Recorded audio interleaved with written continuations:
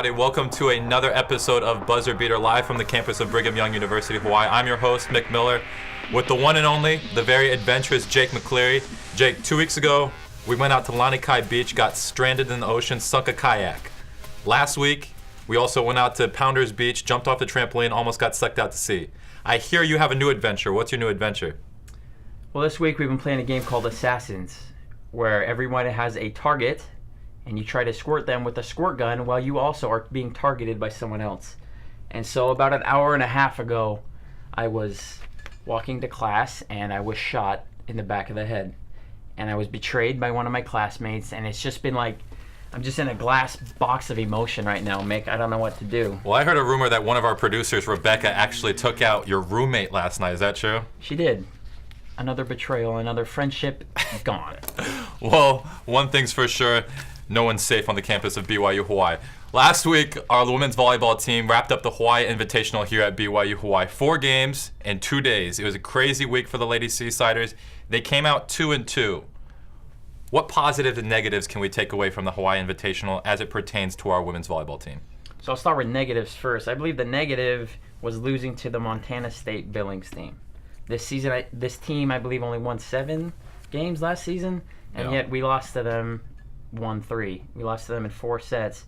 After winning the first set, am I right? Exactly. We won the first set, we started good, and then we lost 3 sets in a row. So that's the negative. The positive, however, is the victory against Cal Poly Pomona. Mm-hmm. So this team, it was an exciting game for all those who were there. It was a 5-set. It went into 5 sets. It was a comeback win. It was a game where, you know, every point it's on its heel. There's a lot of long rallies. And that game is more interesting because we play them again this Saturday in San Diego. Mm-hmm. So hopefully it's another exciting game like that, and hopefully we can come up with a win again.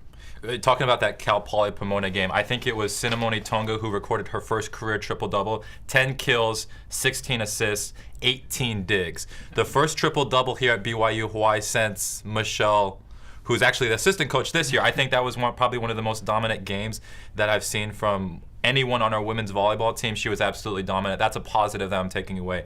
A negative, again, communication and focus were 2 things that Coach Mona Ahoy said were not present in the 2 losses.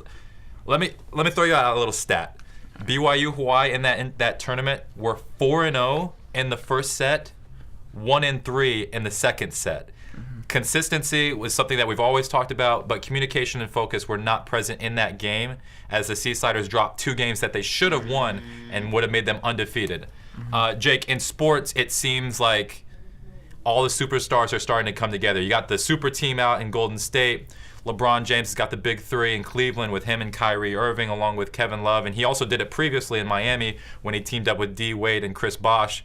Here at BYU Hawaii, we've got a Big Three as well. Leilani Adolfo, Cinnamoni Tonga, and Lacey Lang. Now, the first one I'm going to talk about is Lacey. She's the only senior that we have on the team this year. Very experienced player. She played back here in 2012 when BYU Hawaii went to the Final Four. A really, really talented, experienced player, and then she's the leader of the team. I would say that she's kind of the D. Wade Big Three in Miami, where D. Wade, he was the leader. As you could see, LeBron James was the best player, but D. Wade was the emotional leader. I think that's Lacey Lang. And then you have Leilani Adolfo, who's a returner from last year, outside hitter. Very versatile player, very good player. She puts up a double-double almost every single night. I think this team and this assembly of talent, the Big Three here at BYU Hawaii, is very talented. Yeah, I believe in the third member of the Big Three is Cinnamoni Tonga. Cinnamoni Tonga is arguably the best hitter on the team. She loves coming from that outside, that right back side. I believe we saw that multiple times each set in each game, where she would just come from the right side and just kill it, put it away. And so this Big Three, without them, I don't think we got a team, you know? This Big Three, how about this? From this point in the season, if the season ended today, who would be the MVP out of these 3? In my personal opinion, I'm going to go with Cinnamoni Tonga just based on what I've seen in the first 5 games. Okay. She's already recorded 1 triple-double, and in the last game, she was 1 dig away from her back-to-back triple-double. She's like Russell Westbrook out there getting triple-doubles every single night. If the season ended today, Cinnamoni Tonga would be my MVP. I'm going to have to disagree, but we'll talk about that another time because there's the buzzer. Right now, we're going to talk about the recap of the San Francisco State game, the last game which the Seasiders played, in which they swept San Francisco State 3-0. What did you like from that game? Well, I think one of the most interesting things that happened in that game was the curse was finally broken. There's the second set curse in which the BYU Hawaii Seasiders were not able to accomplish, not able to win. Again, in the first 5 games, BYU Hawaii is 5-0 in the first set. They are 1-4 in the second set. Against San Francisco State, they broke the curse and finally were able to win that second set. They started off 14-0. Yeah. I mean, we were doing play-by-play, and I kind of kept looking at you like, who is this team that we're watching? Because we weren't used to seeing that kind of team in the second set. No, not at all. They looked like they were having a lot more fun. They had a more team chemistry, and they just started off strong, and they never looked back. Lacey Lang had her best game of the year so far with 13 kills and 10 digs. And I was going to say this earlier, but I believe Lacey Lang is the MVP so far because of her performance in that San Francisco State game. And another thing, Cinnamoni Tonga, 3 sets, almost gets a triple-double, 1 dig away in that game against San Francisco State. Very impressive come out. Of the year. Highlighted player of the week, Jake, we got Leilani Adolfo. She averaging right now 3 kills per set, one of the best players. How impressed are you with Leilani up to this point of the season? I really like how she's adjusting to the newer players on the team. She's been acting like they've been playing together for years. The teams are really coming together, and again, she hits the ball so hard. How would you like to be on the end of one of her kills? We almost were at the broadcast table. She almost took us out. Leilani Adolfo, one of the best players. Jake, let's take a break. When we come back, we'll talk men's and women's soccer.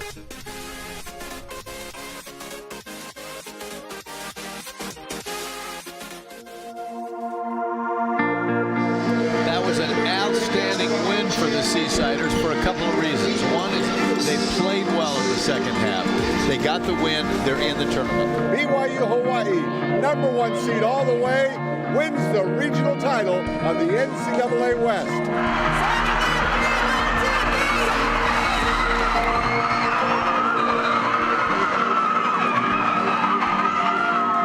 Great win for us. It was a nice win. We held our composure, and as we closed out, it's tough to close out on the championship, but we did it.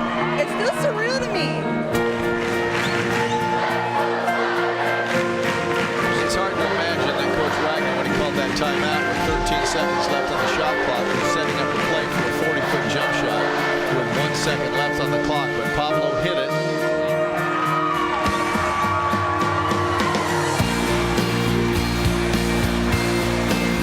Lab Pattis saying so long for beautiful Laia, Hawaii.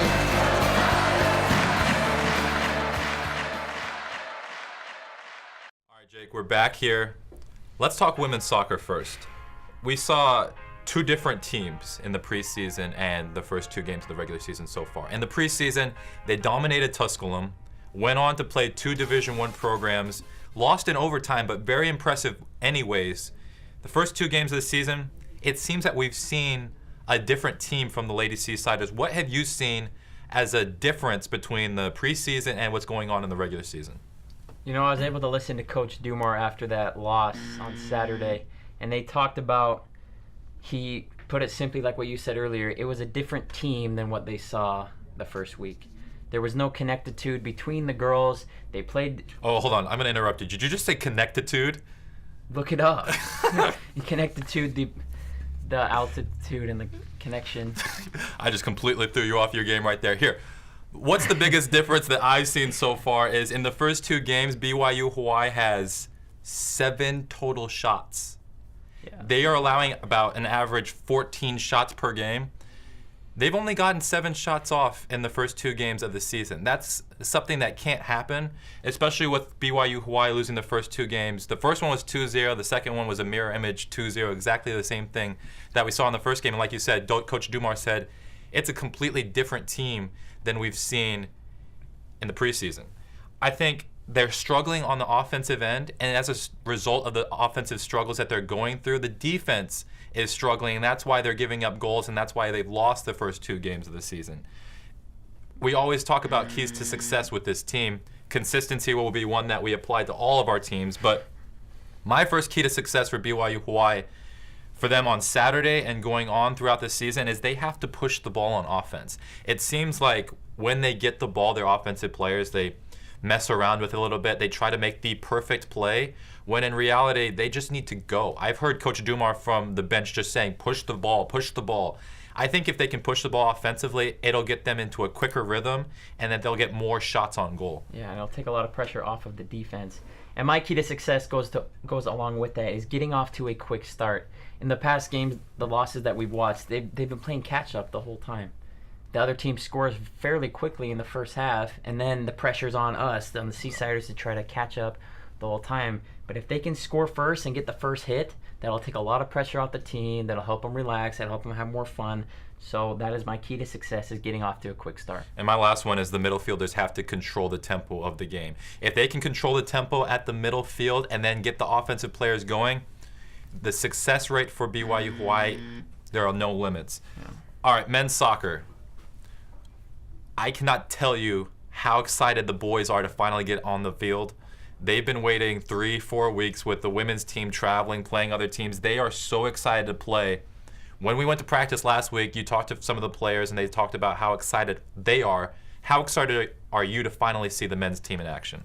I am, because from what Coach Dumar said last week, he said this is the fastest team that's gone through the school program. So it'll be interesting to see if that's true. They play Saturday, so we'll see actually how fast and how good this team is. Obviously, they're excited. First game of the year for the last season of men's soccer. So I'm just excited to see how it goes out.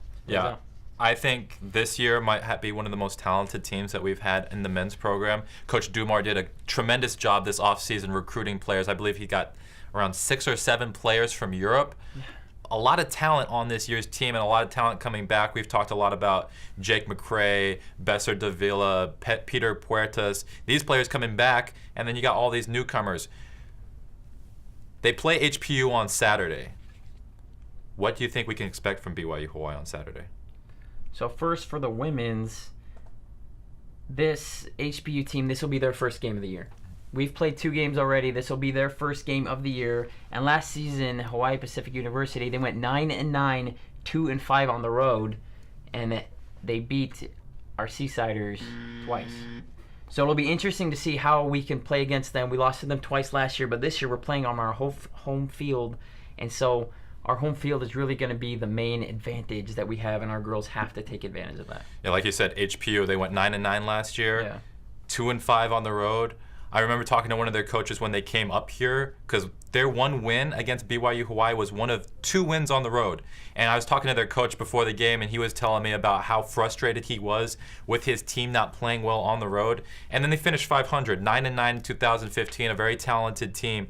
I think they are a very talented team, as well as an experienced team. They have a lot of players coming back from last year.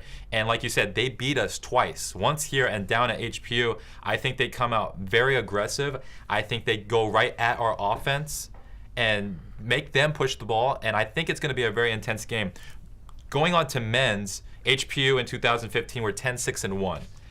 We split the season series between HPU last season. I believe we won here, and then we lost there. HPU started off to a good start so far. Their first game of the season was against the number 3 team in the nation, and they tied up 2-2. What can we expect from the men's team from HPU, and what can we expect from our team?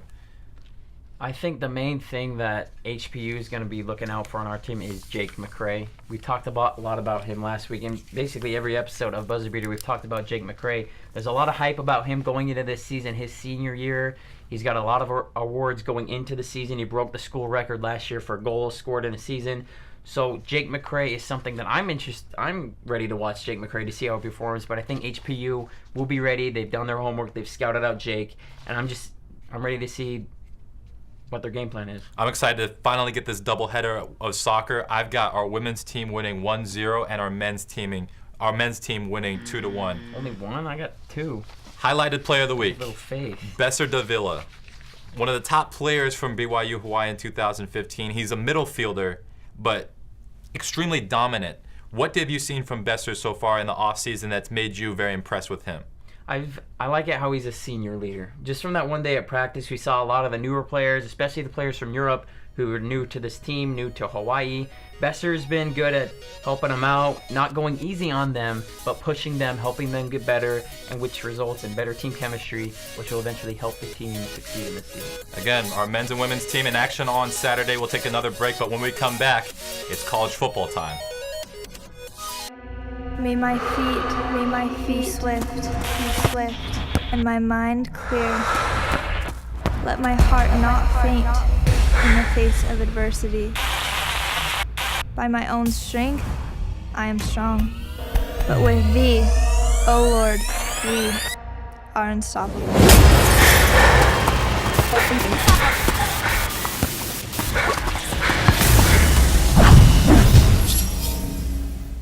7 ranked teams lost in the first week of college football. Give me your reactions from the first week.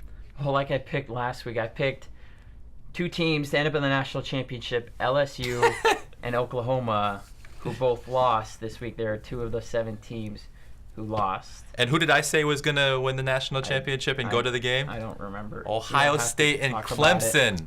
Both teams won big on Saturday. Okay, well, good job. Point Nick. Well, here's the thing. Most impressive thing for me was Ohio State. They obviously they won 77-10. Like, that's probably one of the most dominating things I've seen in week 1.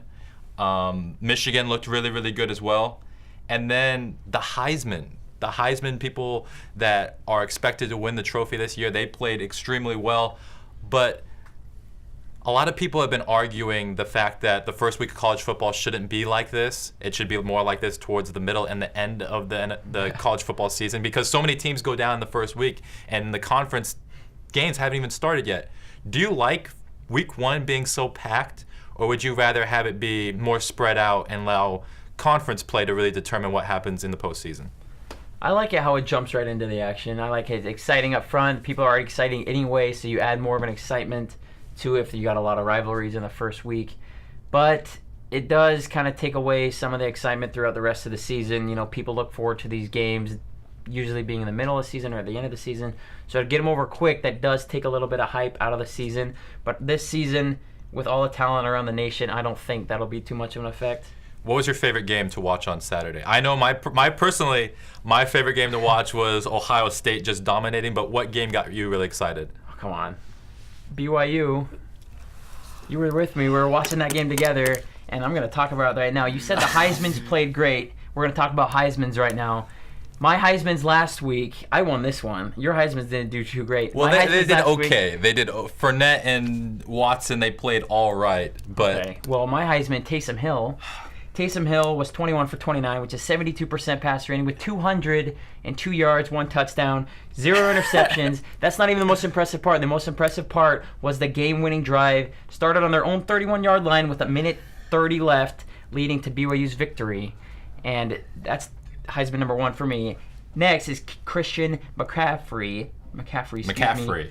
Sorry. See, you're talking too much about Taysom Hill. He's the best. You're too excited about Taysom Hill that you can't even talk about the guy who should have won the Heisman Trophy your last Heismans week. And how their team did. Remember, Heisman's a team effort. Remember how their teams did, okay? Oh, we'll talk about teams. Well, Fournette, unfortunately, his team lost, upset by Wisconsin, but 23 carries for 138 yards against a solid Wisconsin defense. How many touchdowns? 0. Yeah, that's what Deshaun Watson, 19 for 34, 248, 1 touchdown with a win. It's week 1. Yeah, calm down. Okay. Week 1. I want to see what Taysom Hill does against Michigan State and then these other ranked teams that BYU Hawaii has. BYU Provo. Sorry, I get my BYU Hawaii's mixed up. All right, off of Heisman. Bold predictions. Okay, well, one of the most probably impressive things that I saw was first Wisconsin upset LSU, and then Houston beat Oklahoma, who you picked to go to the national championship game. My bold prediction for 2016 is Houston will make it to the college football playoffs. They're not only going to make it to the playoffs, but I think depending on who they play, they actually could take out one of my teams and go to the national championship. I can see that. The next bold prediction that I think we've talked about is JT Barrett has a chance to win the Heisman. Yeah. His performance on Saturday was impressive. I think that gets people talking about him possibly running for the Heisman. He's not at the top of the list right now, but he is one of the potential Heisman winners. Well, here's the thing. In 2014, Braxton Miller, who was a starting quarterback for Ohio State, he went down with a season-ending injury. J.T. Barrett stepped into his place and had nearly a Heisman season then. Unfortunately, last year, there was a quarterback controversy between J.T. Barrett and Cardale Jones. Neither quarterback was able to get into a rhythm, and so J.T. Barrett had a down year last year. I think this year, no quarterback controversy. It's obviously his team. And when you put up 77 points, I'm sorry, you are going to be a very high Heisman hopeful. I think him winning the Heisman is a very bold prediction, but mine is going to be Les Miles. Last year, LSU, they were all calling for him to get fired. Losing against Wisconsin, an unranked team in week 1 with the team that he has, bold prediction, Les Miles will be fired before the end of the season. I can see that happening. Well, we're going to take one more break, and when we come back, the NFL season has begun. So Jake will give us a little inside scoop of what's going on in fantasy football.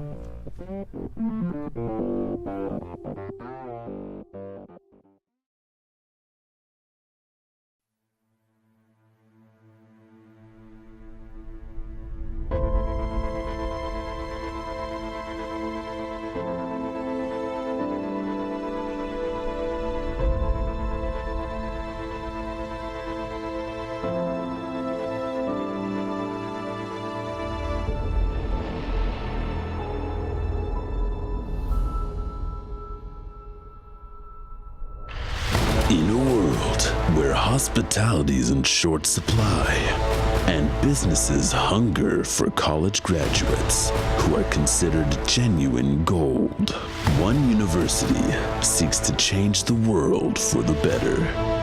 Join our students as they discover culture, business management, and the Aloha spirit. Come gain real-world experience by working side by side with seasoned professionals and land your dream internship. Brigham Young University Hawaii's Hospitality and Tourism Management Program. 70 plus countries. 15 students per class. 9 semesters. Make one epic adventure.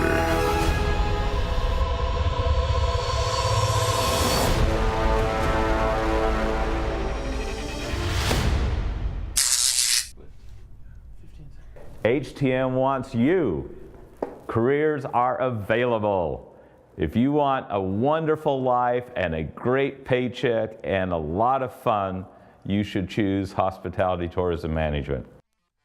All right, welcome back to Buzzer Beater. I'm Jake McCleary with Mick Miller. Right now our topic is NFL. The NFL kicks off tomorrow with the rematch of Super Bowl 50. Mick, who do you have winning this one? I got the Panthers just by the fact that Super Bowl 50 was probably one of the most boring Super Bowls in history. I mean, Peyton Manning probably threw 4 passes and he still won a Super Bowl. I love Peyton Manning, but Peyton Manning retired. Denver has no idea who their quarterback is.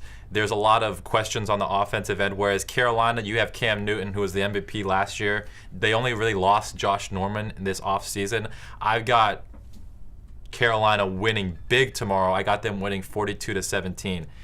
In 2015, it was probably one of the most entertaining because there was no clear favorite who was going to win. No one really knew.